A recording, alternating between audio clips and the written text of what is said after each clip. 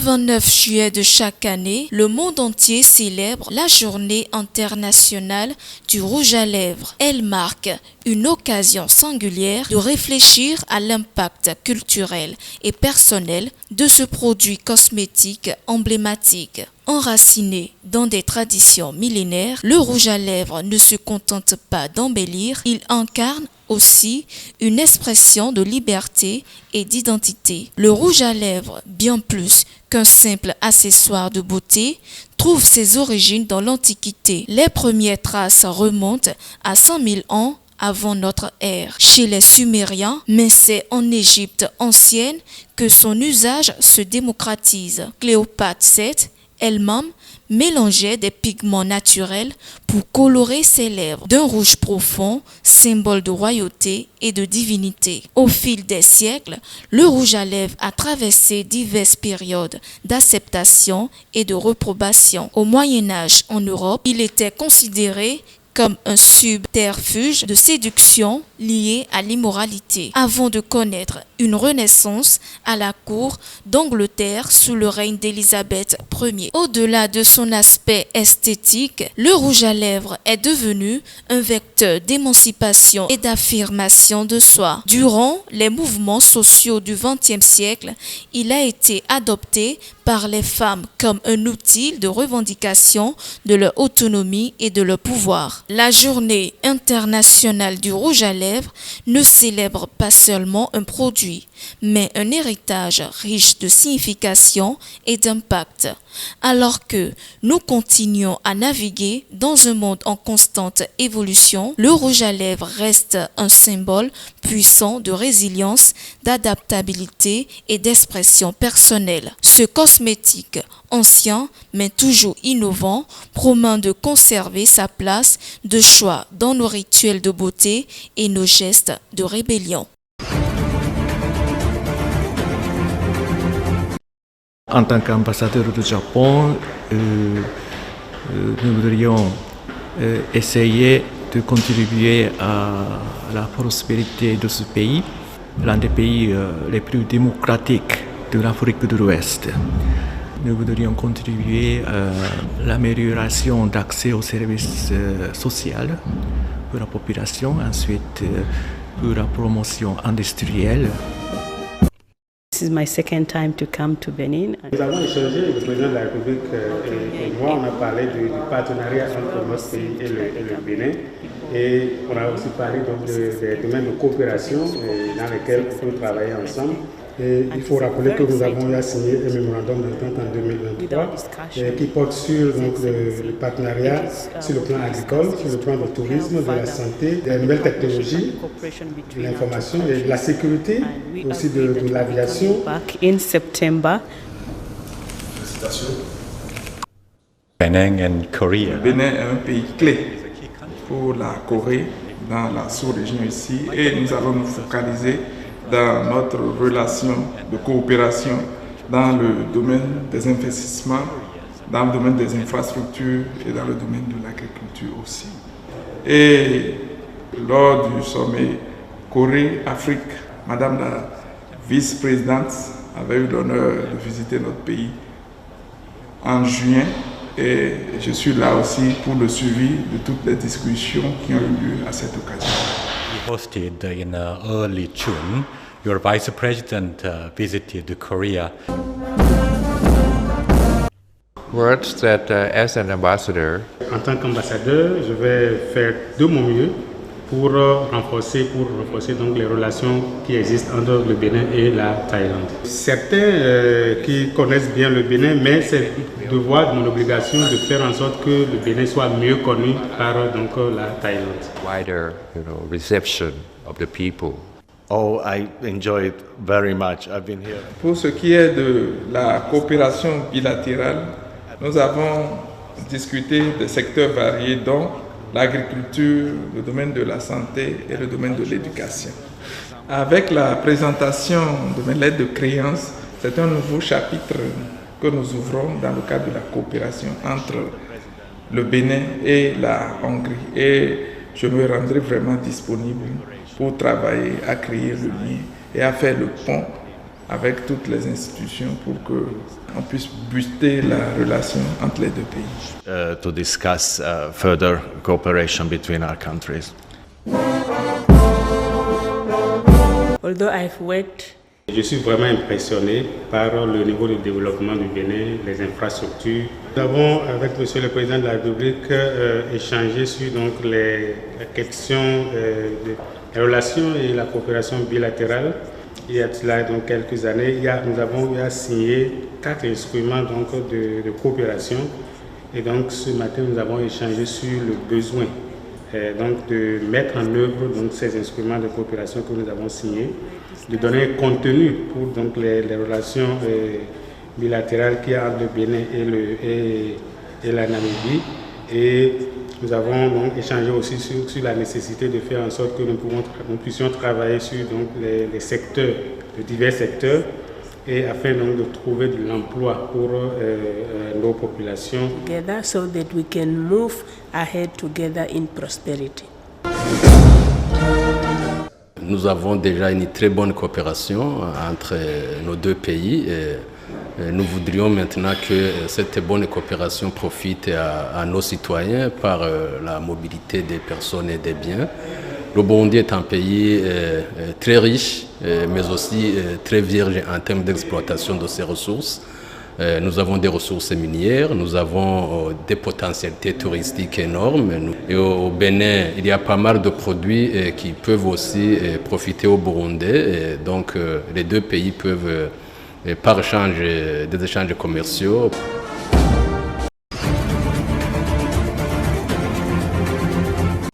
Le gouvernement du président Patrice Talon est décidé à mettre les usagers de nos marchés dans les conditions adéquates avec un cadre aéré et sécurisé. À la suite du marché de Kadiaou à Cotonou, le gouvernement, à travers l'ANAGEM, a procédé ce samedi 27 juillet 2024 à l'ouverture officielle du marché moderne d'Aïdjedo. Construit sur une superficie de 3034 m² pour 259 places, ce nouveau marché est également réalisé selon les normes environnementales et sécuritaires en vigueur. Il offre aussi une accessibilité aux personnes handicapées. Ouvert au public, le nouveau marché d'Aïdjedo est constitué de 211 étals, 8 boucheries, 9 poissonneries, 2 places écailleurs, 26 boutiques et 3 restaurants. Immense joie des bénéficiaires qui remercient le président Patrice Talon et son gouvernement qui viennent de leur offrir un cadre attrayant et sécurisé pour leurs affaires.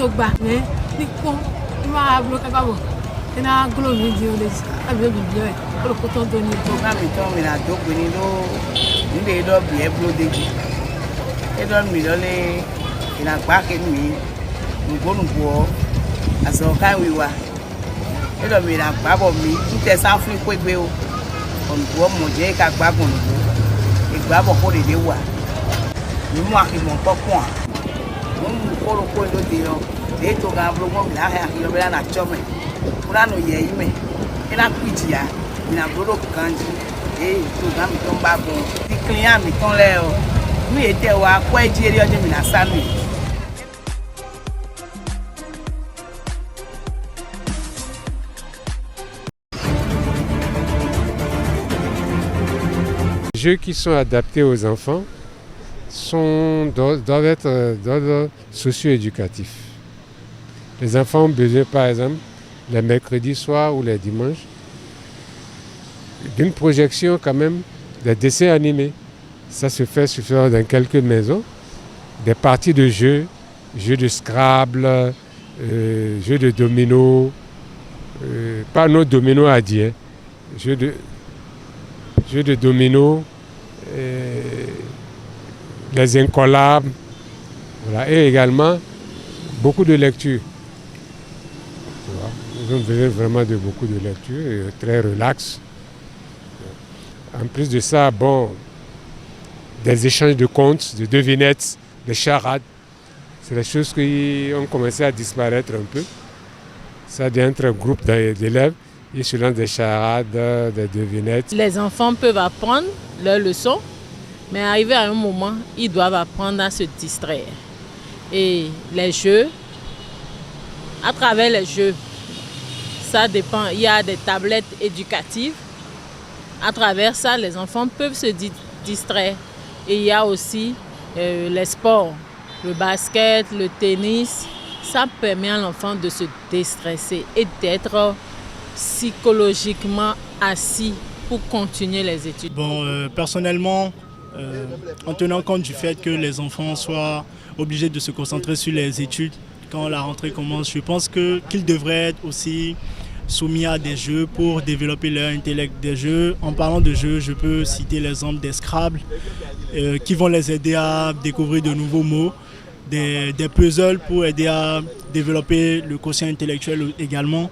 Il y a aussi les jeux de mots croisés que les enfants peuvent pratiquer pour toujours améliorer leurs connaissances, découvrir des nouveaux mots, expérimenter plein de mots et découvrir ces choses qui vont quand même les aider aussi sur le plan éducatif à l'école. Donc c'est mon avis concernant l'éducation des enfants. Je pense qu'ils devraient aussi être en mesure de jouer à des jeux qui vont aussi les aider à améliorer leurs connaissances à l'école. Dans cette période de rentrée scolaire, nous pensons que les enfants ont besoin des jeux qui vont stimuler en fait leur intelligence. Des jeux comme Sudoku, des jeux comme Scrabble qui vont stimuler leur imagination, des jeux de coloriage, mais pas des jouets qui vont pas vraiment leur servir. Il faut prendre des jeux, par exemple des puzzles où ils regardent des images et ils essaient de reconstituer ces images-là. C'est ce genre de jeux-là dont les enfants ont besoin pour pouvoir avoir une imagination qui va permettre en fait à leur essor, à leur évolution dans leur cursus scolaire.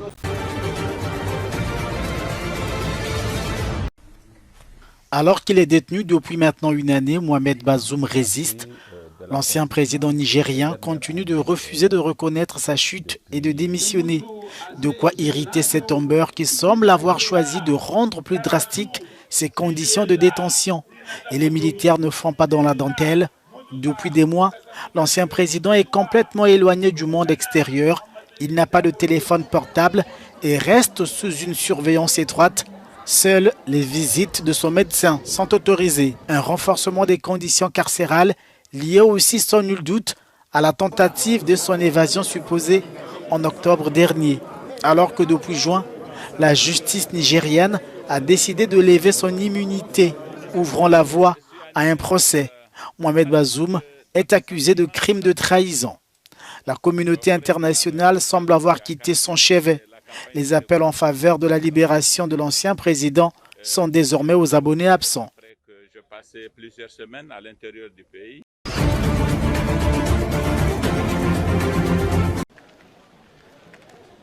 La justice nigériane a condamné 125 militants et financiers du groupe Boko Haram.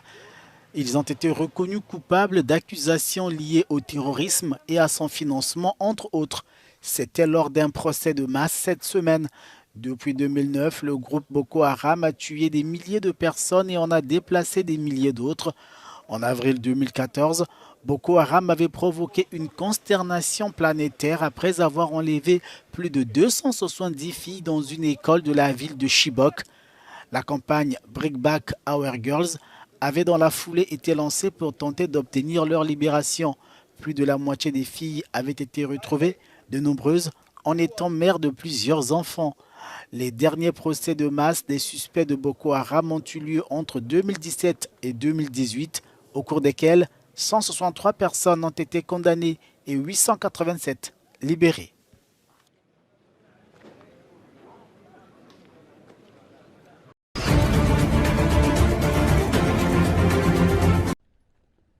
Le processus de Nairobi est quasiment mort, déclaration du président congolais. Félix Tshisekedi attribue cet échec supposé à son homologue kényan. William Ruto tenait en effet le gouvernail du dialogue de Nairobi, appelé à mettre fin à la crise sécuritaire dans l'est de la RDC. Le processus devait notamment accompagner le programme de désarmement et de démobilisation de groupes armés actifs dans cette partie du Congo. Mais pour Félix Tshisekedi, William Ruto a pris fait et cause pour Kigali. Le Rwanda est accusé par les autorités congolaises d'avoir déployé ses militaires sur leur territoire en soutien au M23, ce que confirment des rapports des experts de l'ONU.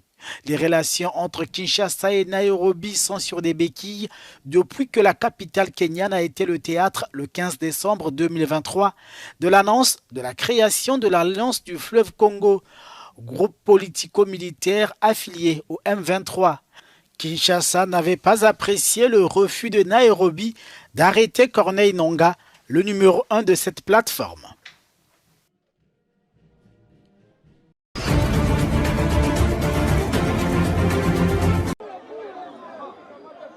Le ministre congolais de la Justice a fait libérer samedi 421 détenus de Makala, la plus grande prison du pays à Kinshasa.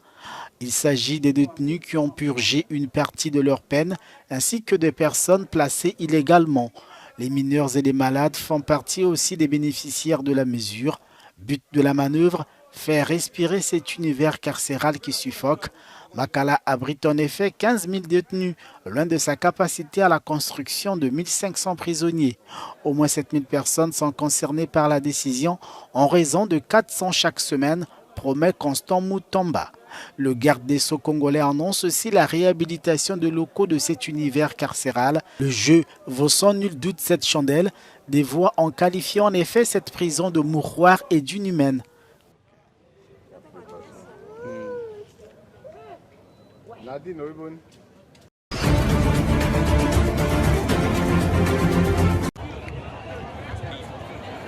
Le président de la transition gabonaise sera-t-il candidat à la présidentielle prévue en août 2025 dans son pays? Brice Clotaire Oligui Nguema n'a pas toujours répondu à cette question, mais des voix demandent au général tombeur d'Ali Bongo de faire acte de candidature. Dans cette perspective, Alexandre Barreau-Chambrier, vice-premier ministre gabonais, a vanté samedi le bilan à mi-parcours du général Oligui Nguema.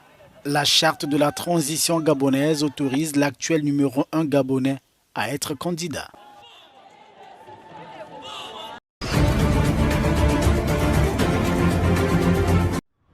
Israël perd le soutien de la Grande-Bretagne. Le Premier ministre britannique Keir Starmer a annoncé vendredi qu'il levait l'objection de son pays à l'encontre de mandats d'arrêt potentiels contre le Premier ministre israélien Benjamin Netanyahou. Son prédécesseur Rishi Sunak avait émis des réserves sans les soumettre à la Cour. C'est en mai dernier que le procureur de la Cour pénale internationale Karim Khan avait déposé des requêtes en vue de la délivrance de mandats d'arrêt à l'encontre du Premier ministre israélien et de son ministre de la Défense pour crimes contre l'humanité dans le contexte de la guerre contre le Hamas à Gaza. À la justice de trancher a rappelé Keir Starmer qui a souligné l'importance de séparer les pouvoirs et le respect de l'état de droit. Côté israélien, la réponse ne s'est pas fait attendre. Tel Aviv a critiqué une décision fondamentalement erronée, contraire à la justice et qui viole le droit de toutes les démocraties à lutter contre le terrorisme.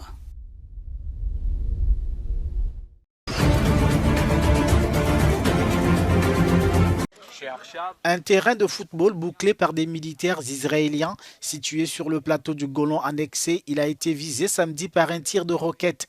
L'attaque a fait au moins 12 morts et de nombreux blessés, dont 6 dans un état jugé critique. L'armée israélienne accuse le Hezbollah d'être responsable de cette attaque partie du Liban. Des accusations rejetées par le mouvement libanais. Metzal a promis dans un communiqué de répondre au Hezbollah après évaluation. Cette attaque, la plus meurtrière contre une cible israélienne depuis le début de la guerre à Gaza, fait craindre une escalade plus large dans la région. Alors qu'une frappe israélienne à Gaza samedi a tué au moins 30 Palestiniens réfugiés dans une école de filles. C'est dans ce contexte que doivent se réunir ce dimanche en Italie des représentants des États-Unis, de l'Égypte, du Qatar et d'Israël. Au centre de la rencontre, Des négociations en cours pour le cessez-le-feu à Gaza. Des responsables américains ont déclaré vendredi qu'Israël et le Hamas étaient d'accord sur le cadre de base d'un accord en 3 phases proposé par le président américain Joe Biden.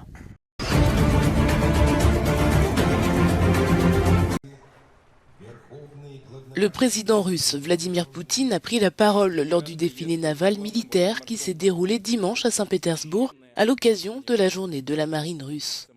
Remerciant les équipages de la Chine, de l'Algérie et de l'Inde d'avoir participé au défilé, il a notamment souligné que la Russie entendait poursuivre le développement de ses forces navales. Je suis sincèrement heureux d'accueillir à la principale parade navale les équipages des navires de guerre de l'Algérie, de l'Inde, de la Chine, les représentants de dizaines de pays étrangers et les délégations qui célèbrent avec nous la fête d'aujourd'hui. S'exprimant sur les projets américains de déploiement de missiles à longue portée sur le territoire allemand, le président russe les a comparés à l'époque de la guerre froide et a déclaré que la Russie prendrait des mesures miroirs. Si les États-Unis mettent en œuvre de tels plans, nous nous considérons libérés du moratoire unilatéral précédemment supposé sur le déploiement d'armes de frappe à moyenne et courte portée, y compris l'augmentation des capacités des forces côtières de notre marine. Aujourd'hui, le développement d'un certain nombre de ces systèmes est en phase finale. Nous prendrons des mesures miroirs pour les déployer en tenant compte des actions des États-Unis et de leurs satellites en Europe et dans d'autres régions du monde. À la fin de son discours, le président russe a mentionné les équipages navals qui, dit-il, se battent courageusement en Ukraine.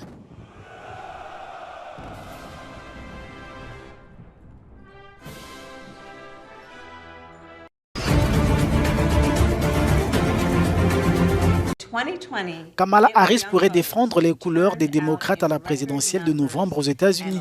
La vice-présidente américaine s'est adressée samedi dans un message préenregistré à la couche juvénile dont elle sollicite le soutien. C'était lors de la conférence dénommée Les électeurs de demain dans l'État de Géorgie. Kamala Harris a rappelé aux jeunes la question majeure à laquelle ils doivent répondre. Votre génération est à l'avant-garde des questions les plus importantes de notre époque. En ce moment, nous sommes tous face à une question. Dans quel genre de pays voulons-nous vivre? Un pays de liberté, de compassion et d'état de droit, ou un pays de chaos, de peur et de haine? Nous avons tous le pouvoir de répondre à cette question.